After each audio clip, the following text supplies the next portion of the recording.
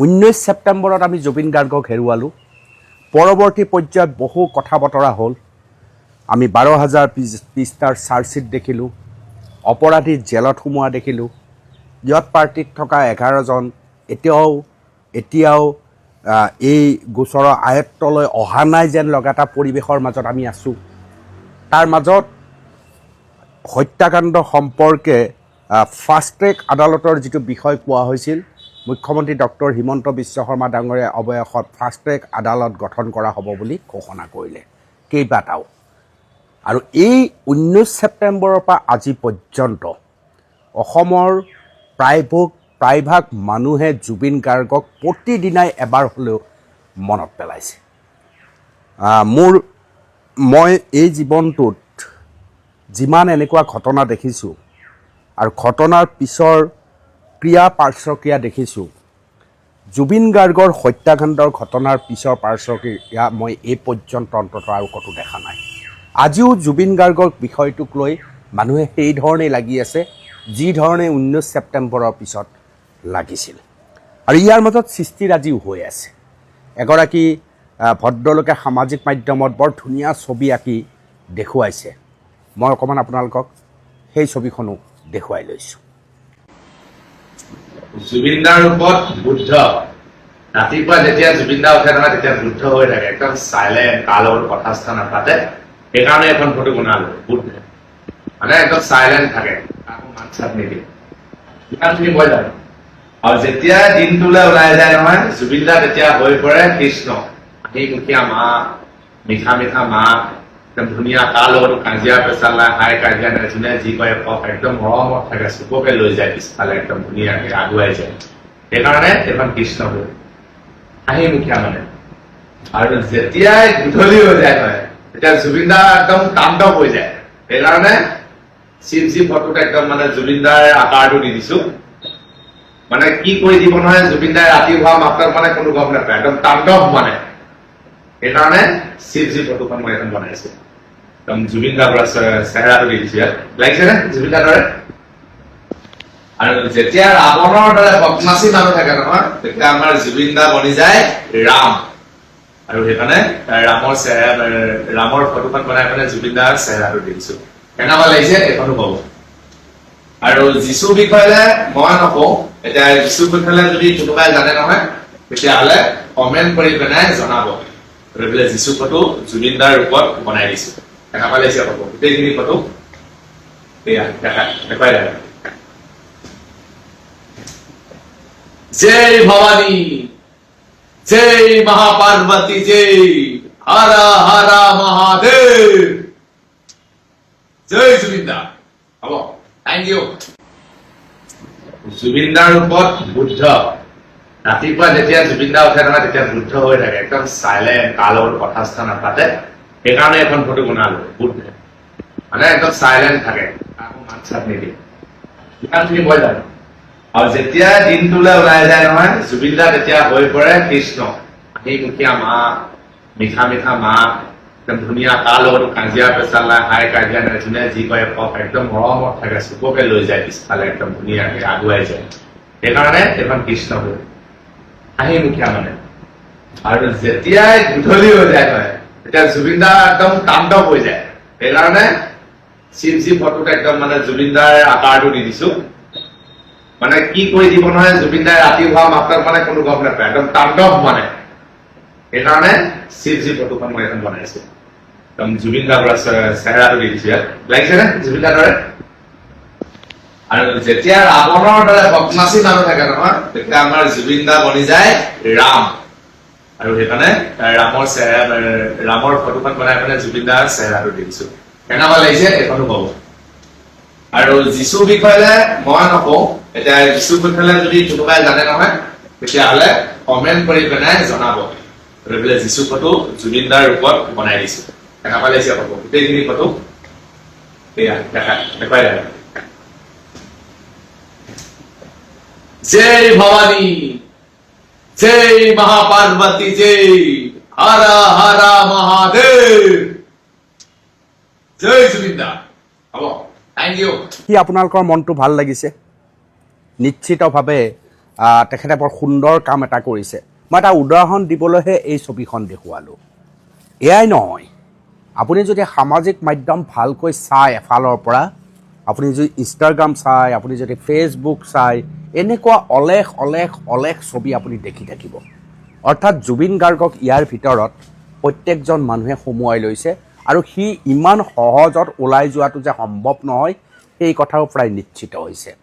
এনেকুৱা পৰিস্থিতিত যিহেতু বিধানসভাৰ নিৰ্বাচন আহি আছে ২৬ৰ, হাতত ২ মাহমান আছে বুলি আমি ধৰি লৈছোঁ, এইখিনি সময়ত যদি জুবিন গাৰ্গ হত্যাকাণ্ডৰ ন্যায়ৰ এখন প্ৰকৃত ছবি আমাৰ সন্মুখলৈ নাহে, তেতিয়াহ'লে পৰিস্থিতি ভয়ানক হোৱাৰ সম্ভাৱনা আছে। প্ৰত্যেকটো ৰাজনৈতিক দল, সেয়া বিজেপি হওক, সেয়া কংগ্ৰেছ হওক, সেয়া জাতীয় পৰিষদ হওক, ৰাইজৰ দল হওক, যি দলেই নহওক কিয়, তেওঁলোকে ভালকৈ জানি বুজি লওক যে এই ইছ্যুটোৰ পৰা অসমীয়া মানুহে এটা মুহূৰ্তৰ কাৰণেও আঁতৰি যোৱা নাই।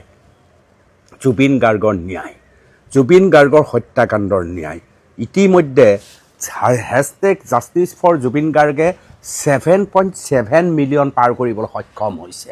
7.7 মিলিয়ন পাৰ কৰিবলৈ সক্ষম হৈছে। এতিয়াও হেছটেগ চলিয়ে আছে।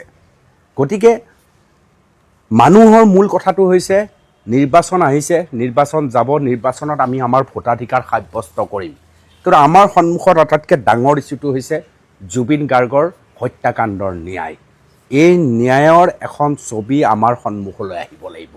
ফাষ্ট ট্ৰেক আদালতৰ কথা ঘোষণা কৰা হৈছে যেতিয়া, দৌৰা দৌৰিকৈ ফাষ্ট ট্ৰেক আদালতৰ শুনানি প্ৰক্ৰিয়াও আৰম্ভ কৰাটো আমাৰ কাৰণে প্ৰয়োজন। এয়া যদি নহয়, তেতিয়াহ'লে যিসকল শাসনত আছে তেওঁলোকৰ বাবেও এক ডাঙৰ বিস্ফোৰণ হোৱাৰ সম্ভাৱনা আছে।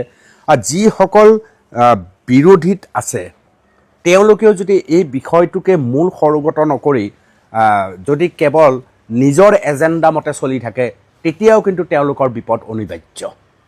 গ্ৰামাঞ্চলত আপুনি য'তেই নাযাওক কিয়, বয়সীয়াল মানুহৰ পৰা আধবয়সীয়া মানুহলৈ, আধবয়সীয়া মানুহৰ পৰা তৰুণ যুৱক যুৱতীলৈ প্ৰত্যেকৰে মুখত জুবিন গাৰ্গ নামটো আছে। আৰু প্ৰত্যেকৰে বিভিন্ন কথা বতৰাৰ মাজত জুবিন গাৰ্গৰ ন্যায়টো কি হ'ল বুলি প্ৰথম প্ৰশ্নটো উত্থাপন কৰে। জুবিন গাৰ্গৰ ন্যায়ৰ লগতে জুবিন গাৰ্গৰ বদনাম কৰিবলৈ খোজা পৰিৱেশটোৰ বিৰুদ্ধে কেনেকৈ অসমীয়া মানুহ সোচ্চাৰ হৈছে, সেই সোচ্চাৰ হৈছিল বা হৈছে সেই দৃশ্য আপোনালোকে ইতিমধ্যে দেখিছে। এয়াতো মই ভাবোঁ বহুতৰ বাবে এক আজব ঘটনা হ'ব পাৰে। কিন্তু জুবিন গাৰ্গক কিমান বেছি অসমীয়া মানুহে ভাল পায় সেয়া তাৰ মাজেদি প্ৰতিফলিত হৈছে। মাজতে কোনোবা দুই এটা দুষ্ট মনৰ মানুহে ভাবিছিল যে জুবিন গাৰ্গক চাগে অসমৰ মানুহে পাহৰি গ'ল, অসমৰ মানুহে সামাজিক মাধ্যমত ইমান চৰ্চা কৰা নাই, গতিকে আমি 12,000 পৃষ্ঠাৰ চাৰ্জশ্বিটৰ আলম লৈ জুবিন গাৰ্গৰ চৰিত্ৰ হননত নামি যাওঁ। আৰু এই চৰিত্ৰ হনন কৰি এগৰাকী ইতিমধ্যে জেল গৈছে, জেলৰ পৰা তেখেত ওলাইও আহিছে। অসমীয়া মানুহে দেখুৱাই দিছে যে যুগ যুগান্তৰ যাক ঈশ্বৰ পুত্ৰ বুলি ভাবিছে, যাক ভগৱান বুলি ভাবিছে, যিয়ে পৃথিৱীত অসমীয়া জাতিক মৃত্যুৰ পিছতো এখন ছবি স্পষ্ট কৰি থৈ গৈছে, সেই মানুহজনৰ নো মেডালত যদি গাত হাত দিয়ে তেতিয়াহ'লে অসমীয়া মানুহে শুদাই নেৰে। এই মুহূৰ্তত আমাৰ বাবে আটাইতকৈ ডাঙৰ প্ৰশ্ন হৈছে যে বহাগ বিহু আহি আছে। আমি অনুৰোধ কৰিছিলোঁ এইবাৰ বহাগ বিহুত অন্ততঃ যিসকলে বিহু অনুষ্ঠান কৰে সেইসকলৰ মঞ্চবিলাক প্ৰতিখন মঞ্চ জুবিন গাৰ্গৰ সোঁৱৰণত হওক। দ্বিতীয়তে আমি কৈছিলোঁ যে যিসকল কণ্ঠশিল্পী আছে তেওঁলোকে বিহু মঞ্চত অন্ততঃ 2-3টা গান জুবিন গাৰ্গৰ গাব লাগিব। আৰু এটা ডাঙৰ কথা, বিহু মঞ্চত যদি জুবিন গাৰ্গৰ গীত নাগায় তেতিয়াহ'লে শিল্পীসকল ক'ত তিষ্ঠি থাকিব পাৰিব? শিল্পীসকলে জুবিন গাৰ্গৰ গীত নোগোৱাকৈ বহাগ বিহুৰ মঞ্চ বিহু পাৰ কৰিবলৈ সক্ষম হ'বনে? এটা দুখ লাগে যে ন্যায় ব্যৱস্থা সম্পৰ্কত আমাৰ কণ্ঠশিল্পীসকলে যি ধৰণে মনৰ কথা ব্যক্ত কৰিব লাগে আজিলৈকে কিন্তু কৰা নাই। অৰ্থাৎ তেওঁলোকৰ যিটো জোৰ, সেই জোৰটো সাংঘাতিক পৰিমাণে আমি দেখা নাই। ইয়াৰ বিপৰীতে বহু এনেকুৱা কণ্ঠশিল্পী আমি দেখিছোঁ য'ত সুবিধাবাদ তেওঁলোকৰ মূল প্ৰশ্ন, সুবিধাজনক স্থানত আছে। তেওঁলোকে ভাবে যে বিৰোধিতা কৰিম চৰকাৰে বেয়া পাব, আৰু বিৰোধিতা নকৰিম তেতিয়া কিছু সংখ্যকে বেয়া পাব। গতিকে মিলাই তেওঁলোকে ক'ৰবাত বিৰোধিতা কৰিছে, ক'ৰবাত বিৰোধিতা কৰা নাই। মই মানস ৰবীনৰ দৰে ব্যক্তিৰ কথা কোৱা নাই, মানস ৰবীনে নিৰলস যুদ্ধ চলাই আছে। কিন্তু এনেকুৱাও কিছুমান জ্যেষ্ঠ আমি কণ্ঠশিল্পীও দেখিছোঁ যিসকলে আচলতে জুবিন গাৰ্গক ভিতৰে ভিতৰে অকণমান পেটে পেটে বেয়াও পাইছিল। তেওঁৰ উত্থানে বহুত মানুহৰ গা জ্বলাইছিল যেন লাগে, কাৰণ মৃত্যুৰ পিছতো আজিৰ তাৰিখত জুবিন গাৰ্গৰ সপক্ষে তেওঁলোকৰ মুখৰ পৰা এটা শব্দ ওলোৱা নাই, তেওঁলোকে কোৱাও দেখা নাই। কিন্তু জুবিন গাৰ্গ সম্পৰ্কীয় কথাত অসমীয়া মানুহে যেতিয়া সৰ্বাতকৰণে সাৰ্বজনীন ৰূপত প্ৰতিবাদ কৰিছে আৰু কোনোবা এটা পক্ষক কঠোৰ সমালোচনা কৰিছে, তেওঁলোকে মাজে মাজে সেই পক্ষৰ পক্ষত কথা কোৱা যেন অনুমান হয়। কিন্তু মই ভাবোঁ যে অসমত জুবিন গাৰ্গৰ বাহিৰে বেলেগ কিছু থাকিবই নোৱাৰে আৰু নাথাকে। যেতিয়ালৈকে জুবিন গাৰ্গে ন্যায় নাপায়, জুবিন গাৰ্গ হত্যাকাণ্ডৰ প্ৰকৃত ন্যায় আমাৰ সন্মুখলৈ নাহে, তেতিয়ালৈকে প্ৰত্যেকটো ৰাজনৈতিক দলটো সাৱধান হ'বই।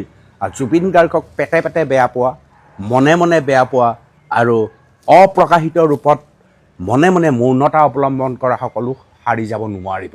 আজি বিহুৰ সময়ত জুবিন গাৰ্গৰ নামত ব্যৱসায় কৰা কণ্ঠশিল্পী আমি দেখিবলৈ পাব। আপোনালোকে এতিয়া পাৰিলে জুবিন ক্ষেত্ৰত আহি সেৱা কৰিব, আশীৰ্বাদ ল'ব, তাৰপিছত তেওঁলোকে বিহু অনুষ্ঠান আৰম্ভ কৰিব, এনে নাটকবাজিও আপোনালোকে দেখি থাকিব। কিন্তু প্ৰকৃত অৰ্থত জুবিন গাৰ্গৰ যিটো সৃষ্টিশীলতাৰ বহিঃপ্ৰকাশ, সেই বহিঃপ্ৰকাশ ঘটাবলৈ এই শিল্পীসকলে আচলতে প্ৰণালীবদ্ধভাৱে কিবা অধ্যয়ন কৰিছেনে নাই। এইবাৰ বিহু মঞ্চত তেওঁলোকে জুবিন গাৰ্গৰ গীত নিয়াৰ বাবে আৰু শুদ্ধ ৰূপত যাতে সেই গীত গাই থাকোঁতে আমি জুবিন গাৰ্গক অনুভৱ কৰিব পাৰোঁ, দৰ্শকে অনুভৱ কৰিব পাৰে, সেই ৰূপত তেওঁলোকে পৰিকল্পনা কৰিছে নে নাই, নে নোৱাৰি পেলাই গান দুটামান গাই জুবিন গাৰ্গৰ নামত সোঁৱৰণ কৰিছোঁ বুলি ভাবে। কথাবিলাক বোধ কৰোঁ যদিও শুনি ভাল নালাগে, ৰূঢ় বাস্তৱ। কাৰণ জুবিন গাৰ্গৰ হত্যাৰ পিছত ন্যায় ব্যৱস্থাটোত বহুত মানুহৰ বহু ৰং আমি সন্মুখত দেখিলোঁ।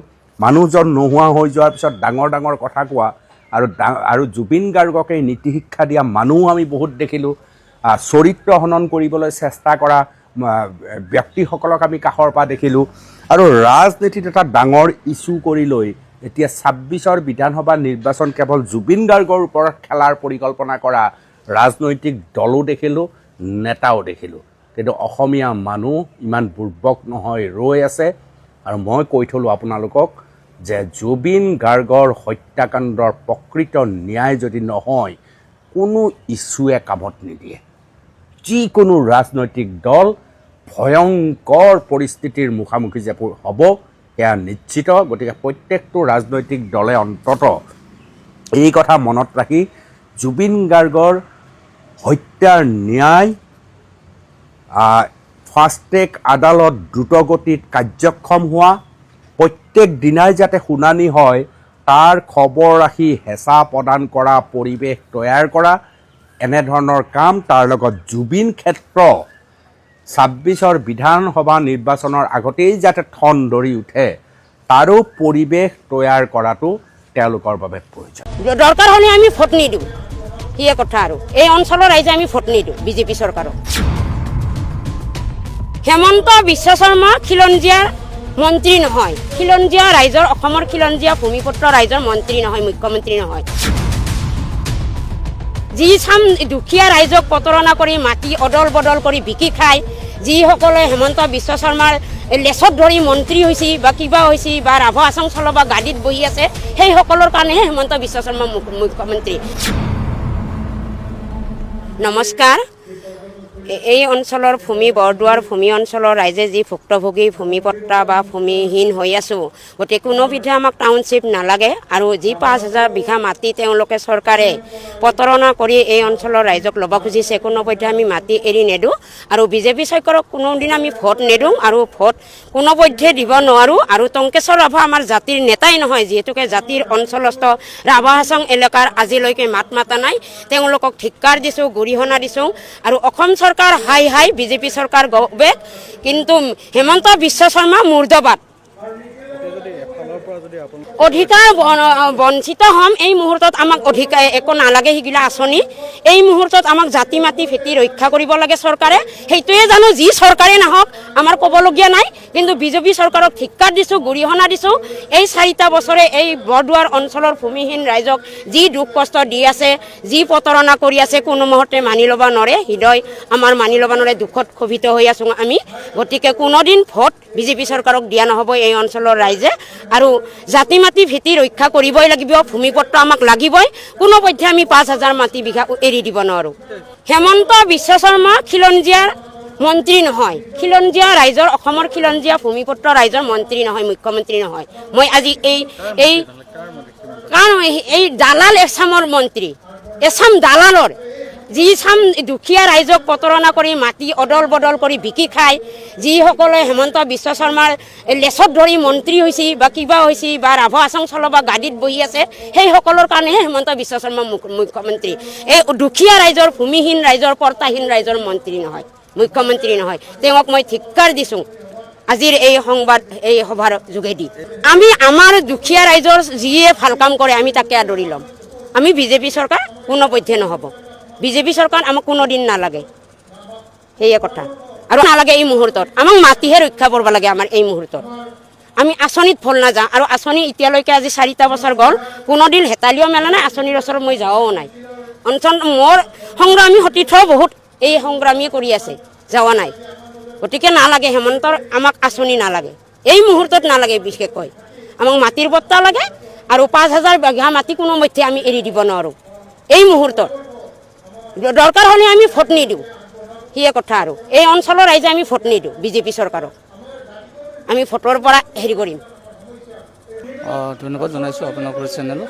যে আমাৰ নিখিল ৰাভা জাতীয় পৰিষদৰ 28 আৰু 1 মাৰ্চ তাৰিখত দুদিনীয়া কাৰ্যসূচীখন জাতীয় অভিৱৰ্তন হয় আৰু এই অভিৱৰ্তনখন মূলতঃ আমাৰ যি স্ব অধিকাৰ ৰাজনৈতিক অধিকাৰ এই গোটেইখিনি কথা যোৱাকালি ৰাতি 28 ফেব্ৰুৱাৰী আমি আলোচনা কৰোঁ আৰু তাত বহুতকেইটা সিদ্ধান্ত আমাৰ গ্ৰহণ কৰা হয় যে আজি আমি ৰাভা জাতিটোৱে ভূমি সমস্যাকে আদি কৰি ৰাজনৈতিক সমস্যাকে আদি কৰি সকলোবোৰ সমস্যাত আমি বিতাড়িত হৈ আছোঁ লাঞ্ছিত হৈ আছোঁ বঞ্চিত হৈ আছোঁ সেইকাৰণে এইবাৰ 2026 চনৰ যিটো নিৰ্বাচন এই নিৰ্বাচনত যিটো দলে অতি কমেও আমাৰ 5টা ৰাভা মানুহ প্ৰাৰ্থিত্ব প্ৰদান কৰি জয়ী কৰাই নি অসম বিধানসভাত বা চৰকাৰত কেবিনেট পৰ্যায়ৰ মন্ত্ৰী প্ৰদান কৰিব পাৰে তেনেধৰণৰ প্ৰতিশ্ৰুতি দি আমাক আশ্বস্ত কৰিব পৰা দলকহে এইবাৰ আমি নিৰ্বাচনত ৰাভা ৰাইজক আমি ভোট দিয়াৰ কাৰণে আহ্বান জনাম আৰু এই আহ্বানটো আমি নিখিল ৰাভা জাতীয় পৰিষদে সমূহ জিলাৰ জৰিয়তে আঞ্চলিক পৰ্যায়লৈকে শাখা পৰ্যায়লৈকে এইটো আমি আহ্বান জনাম আৰু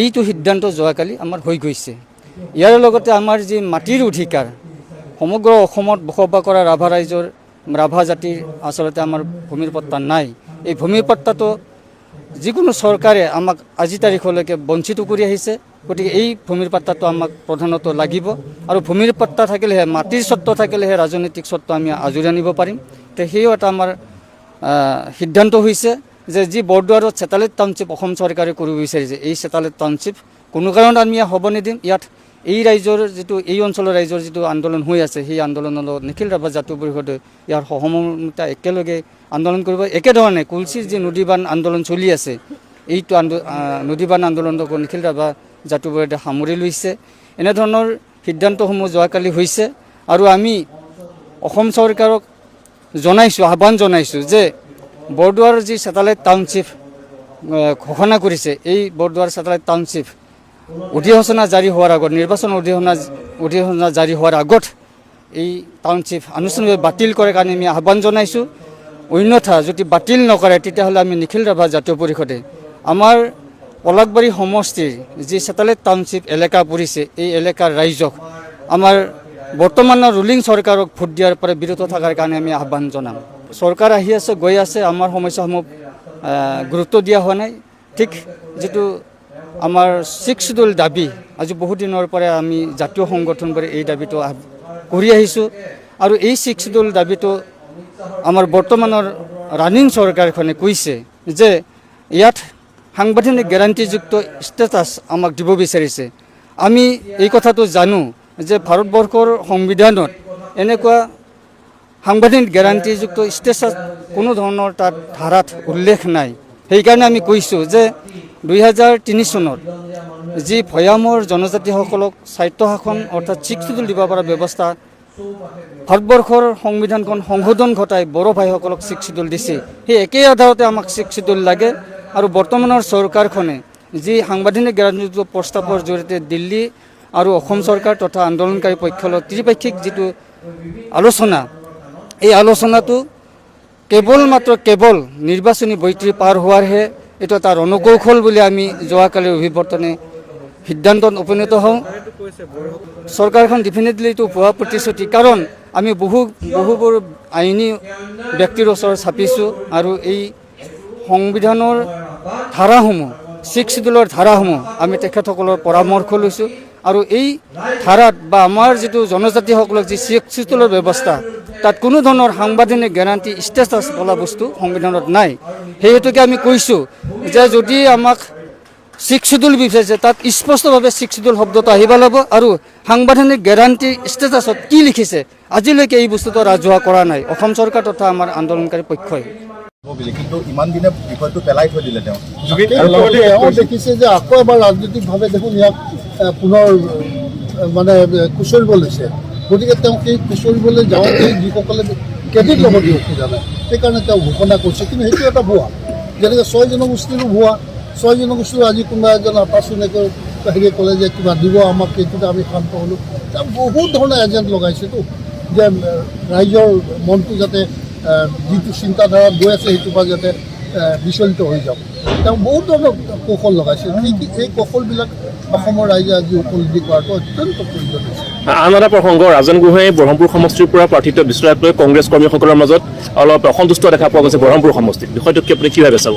মোৰ এইটো ক'ব লগা একো নাই, সেইটোতো থাকেই তেনেকুৱা সাধাৰণতে ৰাজনৈতিক পাৰ্টিত। তেতিয়া এলায়েন্সটো সাধাৰণতে কোনো দলে নিজৰ ক্ষেত্ৰত গ্ৰহণ কৰিব নোখোজে। আমাৰ দলতো আছে বহুতো কিবা লগা আছে। তেওঁলোকৰ প্ৰতি কি আহ্বান? চাওক, এতিয়া আমি সকলো একগোট কিয় হৈছোঁ যে আটাইতকৈ আমাৰ ডাঙৰ শত্ৰু হ'ল আজি বিজেপি বা তেওঁলোকৰ মিত্ৰ দল, যিসকলে আজি যি ধৰণে শাসন কৰিছে, শোষণ কৰিছে, দমন কৰিছে, সেই সকলোবিলাক ভ্ৰষ্টাচাৰৰ সীমা নাই, লিমিট নাই। এই সকলোবিলাকৰ প্ৰতি অসমৰ ৰাইজে মুক্তি পোৱাটো আমি বিচাৰিছোঁ। গতিকে সেইকাৰণে আমি একগোট হৈছোঁ। গতিকে আমাৰ যিটো ঐক্যবদ্ধতাই আমাৰ শক্তি বুলি আমি জ্ঞান কৰিছোঁ, আৰু সেই শক্তিত যাতে কোনো ভাঙোন আনিব নোৱাৰে সেইটো তেওঁলোকে প্ৰতিজন কাৰ্যকৰ্তাই চিন্তা কৰিব লাগে, যি দলৰে নহওক। আৰু তেওঁতো বিভিন্ন কৌশল লগাই আছে, সেই কথাটো তেওঁলোকে জ্ঞাত আৰু জানে, বুজে। মই ভাবোঁ সকলোৱে বুজি কিনি শুদ্ধ দিশত। কালি মুখ্যমন্ত্ৰীয়ে এটা কথা কৈছে যে তেওঁলোকৰ দলৰ সভাপতি লুৰিণজ্যোতি গগৈ প্ৰসংগত কৈছে যে লুৰিণজ্যোতি গগৈ যদি এজিপিত থাকে, এজিপিৰ পৰা তেওঁ কোনোদিন জিকিব নোৱাৰে, তেওঁ কংগ্ৰেছলৈ যাব লাগিব বা এনেধৰণৰ কথা কৈছে। সেইটো কথা হ'ল নেকি? এটা ডিমৰেলাইজ কৰাত তেওঁ থাকিব। লুৰিণজ্যোতি গগৈ জিকিব তাত কোনো সন্দেহ নাই। তেওঁ উঠি অহা এজন নৱপ্ৰজন্মৰ নেতা হয়, আৰু তেওঁক যদি তেওঁ বিচাৰিব তেওঁ যে উঠি নাহক, কিন্তু ৰাইজে তেওঁক উঠাবই, তাত কোনো সন্দেহ নাই। আৰু নৱপ্ৰজন্মই তেওঁক অতি আন্তৰিকতা আদৰি লৈছে, সামৰি লৈছে। গতিকে তেওঁ জিকিব, তাত কোনো সন্দেহ নাই। সমষ্টিৰ পৰা খেলিব তেওঁ। মই জানাত কঙৰ পৰাই খেলাৰ তেওঁ সিদ্ধান্ত লৈছোঁ। আৰু এটা কথা আছে, এই আপোনাৰ যিটো মিত্ৰতা আপুনি ক'লে যে বিৰোধী মিত্ৰতাই মানে আগুৱাই লৈ যাব লাগিব বিজেপি পৰাভূত কৰিবৰ কাৰণে, এতিয়া যি ৰাইজৰ দল ব্যতিৰে কি মানে ৰাইজৰ দলক বাদ দি মিত্ৰতা হ'বলৈ গৈ আছে নে ৰাইজৰ দলক সামৰি? মই বিচাৰোঁ যে ৰাইজৰ দলে অকণমান এৰা ধৰা কৰিব লাগিব। আমাৰো বহুত পাব লগা চিট আছিলে, আমিও এৰা ধৰা কৰিছোঁ। কিন্তু যদি এৰা ধৰা কৰি আমাৰ শক্তিটো সকলোৱে মিলি প্ৰতিষ্ঠা কৰিব পাৰোঁ, সেইটোকে আমি গুৰুত্ব আৰোপ কৰিব। কিন্তু বিৰোধী ঐক্য মঞ্চৰ ছেকেণ্ড লাৰ্জেষ্ট টিম বুলি কৈছে, পাৰ্টি বুলি কৈছে অখিল গগৈয়ে, অলপ কম্প্ৰমাইজ কৰিব লাগিব, তেওঁলোকে যি বিচাৰিছে সেই চিট দিব লাগিব বুলি অখিল গগৈয়ে কৈছে। অখিল গগৈৰ ব্যক্তিগত ডিমাণ্ডৰ ওপৰত মোৰ ক'ব লগা একো নাই। মই এটাই ক'ম, বুজাবুজি কৰিলে ভাল।